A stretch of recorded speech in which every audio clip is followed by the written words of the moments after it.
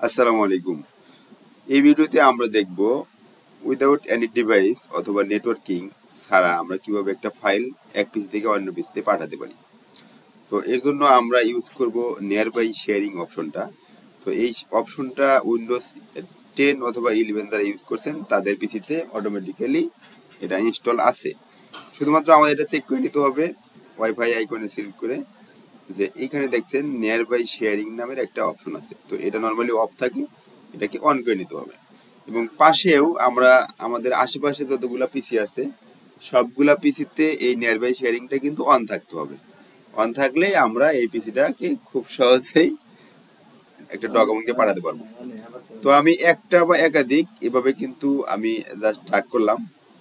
Drag করার পরে right click করব। রাইট ক্লিক করার পরে এখানে শেয়ার উইথে গিয়ে এখানে দেখেন অনেকগুলো অপশন আছে। তো আমরা মোর অপশনে যাব।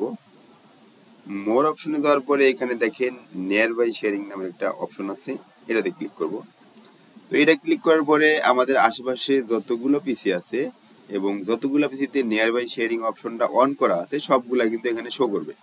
তো আমি দেখতে পাচ্ছি একটা পিসি এখানে শো করা আছে।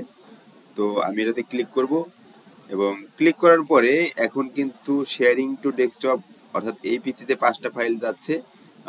ওই পাশ থেকে অ্যাকসেপ্ট না করা পর্যন্ত কিন্তু এটা যাবে না।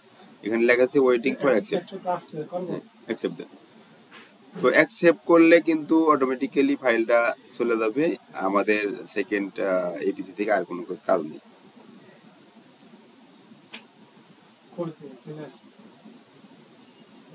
তো ফাইলটা যত বড় হোক, এটা 1 জিবি 2 জিবি 5 জিবি সমস্যা না।